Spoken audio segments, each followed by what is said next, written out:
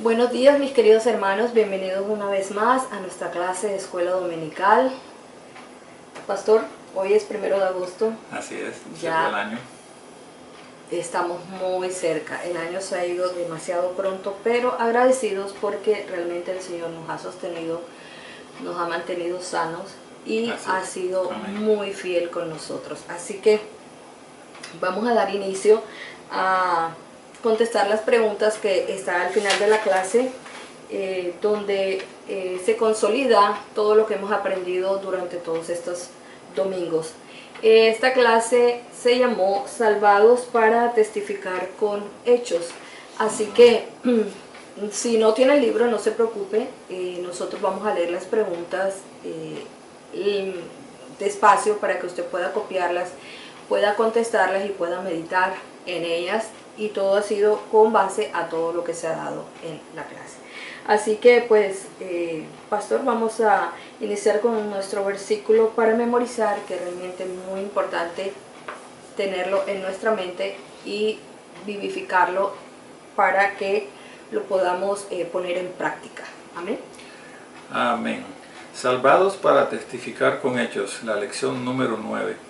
Y recordemos que estaba basada en Efesios 2, del 1 al 10, pero de ese grupo de esa porción de la palabra, había un versículo que deberíamos memorizar, que era Efesios 2:10, que dice exactamente pues el título de la lección. Y dice así: porque somos hechura suya, creados en Cristo Jesús para buenas obras, las cuales Dios preparó de antemano para que anduviésemos en ellas. Efesios 2:10. Recordemos bien ese versículo. Vamos entonces a leer la conclusión nuevamente, aunque la leímos la clase pasada, pero vamos a leer la conclusión. Y dice: el gran amor de Dios nos dio vida en Cristo Jesús, por su gracia, por medio de la fe.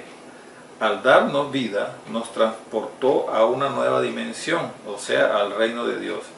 Y en ese reino tenemos que vivir haciendo obras que Dios ha preparado para que le honremos y testifiquemos poderosamente de su obra en nosotros y por toda la humanidad. Entonces siempre, cuando terminamos una lección, hay una serie de preguntas. No es un examen o un test que usted tiene que pasar o responder bien para pasar a la siguiente lección. Simplemente son preguntas para reflexionar y están basadas precisamente en la lección que acabamos de ver. Entonces dice el primer punto: salvación de una vida de pecado. Y esta pregunta está basada en Efesios 2, del 1 al 3. Sí, que dice, Efesios 2, 1 al 3, dice: y Él os dio vida a vosotros cuando estabais muertos en vuestros delitos y pecados, en los cuales anduvisteis en otro tiempo, siguiendo la corriente de este mundo, conforme al príncipe de la potestad del aire, el espíritu que ahora opera en los hijos de desobediencia, entre los cuales también todos nosotros vivimos en otro tiempo en los deseos de nuestra carne, haciendo la voluntad de la carne y de los pensamientos, y éramos por naturaleza hijos de ira, lo mismo que los demás. Ya, entonces, basado en eso que acaba de leer mi esposa, dice: explique qué significa la expresión muertos en delitos y pecados. Entonces usted reflexiona qué significa esa expresión, aunque nosotros aquí pues vamos a responder también nosotros. Y muertos en delitos y pecados, en esa forma era que nos encontrábamos antes de que Cristo nos encontrara, nos hallara, nos rescatara, nos salvara. Y andábamos, dice ahí el texto, que todos, absolutamente todos, andábamos de esta forma. Y éramos hijos de ira. Y andábamos haciendo lo que nuestra carne le gustaba. Cuando dice carne, no está hablando de carne de la que comemos, de carne de vaca, sino que está hablando de nuestra tendencia a hacer lo malo, lo que no le agrada al Señor. Ya, entonces eso es lo que dice eso. Eso es lo que dice el texto, que andábamos en muertos en delitos y pecados, haciendo lo que la carne nos dictara y nuestros pensamientos nos dictaran. Eso es lo que significa la expresión muertos en delitos y pecados. Ahora, miren que aquí hay una palabrita que dice muertos. Entonces la siguiente pregunta dice, ¿a qué clase de muerte se refiere la mencionada en la expresión anterior? O sea, ¿a qué clase de muerte es que se está refiriendo la expresión anterior a la que acabamos de ver? Y esa también está basada en Efesios 2, del 1 al 3, que acabo de leer mi esposa. Y se refiere a una muerte espiritual. Andábamos muertos espiritualmente en delitos y pecados. O sea, aunque teníamos vida física, nuestro espíritu estaba muerto en delitos y pecados. A esa muerte es que se refiere el texto, muerte espiritual. Ahora, como veíamos en la lección, que habían varios tipos de muerte, estaba la muerte física, que es la muerte por la cual todos vamos a pasar. Si viene el arrebatamiento de la iglesia antes y nos vamos con el Señor, pues no pasaremos esa muerte, pero hasta ahora todos vamos a pasar por la muerte física. Está la muerte espiritual, que es toda persona que vive alejada de Dios, que no acepta a Jesucristo como su único Salvador, y está la muerte eterna. Entonces, la muerte física toda vamos a pasar por ella. La muerte espiritual, sí podemos salir de esa muerte, que es aceptando el sacrificio de Cristo Jesús en mi vida, y mi espíritu se vivifica a través de Él. Y la muerte eterna. La muerte eterna es la que es una muerte eterna apartada del Señor.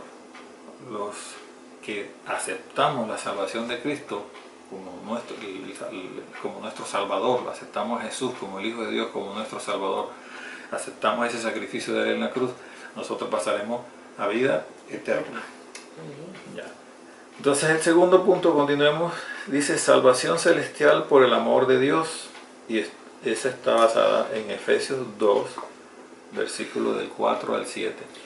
Dice a partir del verso 4, pero Dios, que es rico en misericordia, por su gran amor con que nos amó, aun estando nosotros muertos en pecado, nos dio vida juntamente con Cristo. Por gracia sois salvos.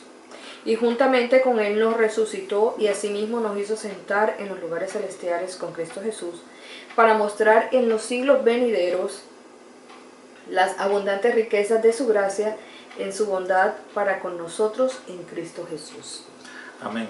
Entonces, basado en ese texto, una primera pregunta es, o una primera actividad es, de un ejemplo de acto de misericordia humana y otro de misericordia divina. Pues misericordia humana es todas las cosas buenas que un ser humano puede hacer: ayudar a los demás, proteger a su familia, guiar a su familia, visitar a los enfermos. Esas son misericordia humana. Porque recuerden, hasta el más malo del mundo ama a su familia. Quizás no a las demás personas, pero a su familia las ama. Entonces, y tiene actos de misericordia para con su familia. Pero entonces aquí después dice, y de un ejemplo de misericordia divina. Y ahí precisamente en el versículo 4, yo le digo a mi esposa, dice, porque Dios, que es rico en misericordia, por su gran amor con que nos amó, aún estando muertos en pecado, nos dio vida, o sea, nos salvó. Entonces, misericordia divina, la salvación que nos regala el Señor. Amén. Por su grande amor para con cada uno de nosotros. La segunda pregunta dice, ¿qué espera usted que Dios le muestre en el futuro? Esa es una pregunta muy personal y usted va a ir, pues responderá lo que considera que Dios le muestre en el futuro. En el futuro, ¿qué nos puede mostrar el Señor? Pues seguir practicando las disciplinas espirituales, seguir creciendo en santidad, porque recordemos que ese es un proceso, como dice Pablo, no pretendo haberlo alcanzado, pero prosigo a la meta. Tantas cosas desearíamos que el Señor nos muestre en el futuro. ¿Cierto? Amén. El tercer punto, y ya el último, dice salvación por fe, pero para buenas obras. Esa se encuentra en Efesios 2, del 8 al 10. Sí, dice así a partir del 8. Porque por gracia sois salvos por medio de la fe, y esto no de vosotros, pues es don de Dios. No por obras para que nadie se gloríe, porque somos hechuras suyas, creados en Cristo Jesús para buenas obras, las cuales Dios preparó de antemano para que anduviésemos en ellas. Amén. Entonces, basado en ese texto, la primera pregunta de este último punto sería, ¿por qué considera usted que Dios no permite la salvación por obras? Y es una buena pregunta para meditar. Y el texto que leímos la responde. Porque para que nadie se gloríe, para que nadie pueda decir yo me salvé por mis propios medios. Por quien soy yo. Exacto. ¿Por qué consideramos que no existe la salvación por obras? Porque si existiera la salvación por obras, en vano murió Cristo en la cruz del Calvario. Amén. Porque cualquier persona, valiéndose por sus propios medios, se puede saltar el sacrificio de Cristo en la cruz y llegar al Padre Celestial y ser salvo. Y recordemos cuando Jesús dijo, yo soy el camino, la verdad y la vida, y nadie llega al Padre si no es a través de mí, o si no es por mí. Entonces, recordemos, sí hacemos buenas obras, pero porque ya Cristo me salvó. Nosotros no hacemos obras para alcanzar la salvación, porque el único que puede darme la salvación por gracia, gracia es porque no lo merecemos, pero por su amor y por gracia Él nos la da, la salvación. Entonces, la salvación, si pudiera ser por obras, repito, en vano murió Cristo. Y si le ponemos un poco de creatividad y de lógica a esto, entonces nada más se salvarían los ricos. Porque ellos tenían los medios por los cuales hacer grandes obras. Por ejemplo, estas personas que tienen muchísimo dinero podrían darle alimento al África, a todos esos niños que están muriendo de hambre en África y en otras partes del mundo, y con eso alcanzarían su salvación, aunque fueran unas personas que no creen en Dios y que hacen lo que les da la gana. ¿Ya ven? Entonces, por eso precisamente la salvación no es por obra, sino por fe en Cristo Jesús, Señor nuestro. Amén.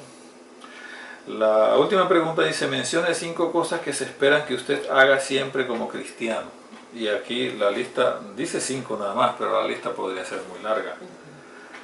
Pero podríamos decir que nosotros, ¿qué se espera como nosotros como cristianos que hagamos? En primer lugar, pues la relación con nuestro Dios debe ser cada día cultivada, cada día mejor, cada día más estrecha, y eso lo logramos a través de las disciplinas espirituales. Quizás usted pueda decir, bueno, sí, orar, ayunar, meditar, leer la palabra, por eso, pero todo eso lo podemos englobar en disciplinas espirituales. Eso podría ser una cosa. Otra podría ser compartir la palabra, ir creciendo en santidad, o sea, ir dejando de lado todas las cosas que antes hacía. Y algunas que todavía arrastramos pero que no agradan al Señor, irlas dejando e ir creciendo en santidad, porque sin santidad nadie verá a Dios. Y usted puede seguir agregando cosas aquí o donde está anotando, como dijo mi esposa. De todas formas dice, mencione 5 cosas que se esperan que usted haga siempre como cristiano o como cristiana. Y esa sería la hoja de actividad. Realmente no es una evaluación, se llama hoja de actividad, donde repasamos la clase que veníamos viendo, que veníamos tomando. ¿Algo que agregar? No, está bien. Entonces, ya terminamos esta lección, ya leímos hicimos la hoja de actividad, leímos la conclusión. Para la próxima clase entraremos entonces a la lección número 10. Y entonces vamos a orar para darle gracias al Señor por este tiempo. Amén. Padre Santo, gracias Señor por tu amor y tu misericordia. Gracias porque a pesar de que no lo merecemos, Señor, tu gracia siempre está sobre cada uno de nosotros. En el nombre de Cristo Jesús yo bendigo a cada una de las personas que nos están viendo por las redes sociales, Señor.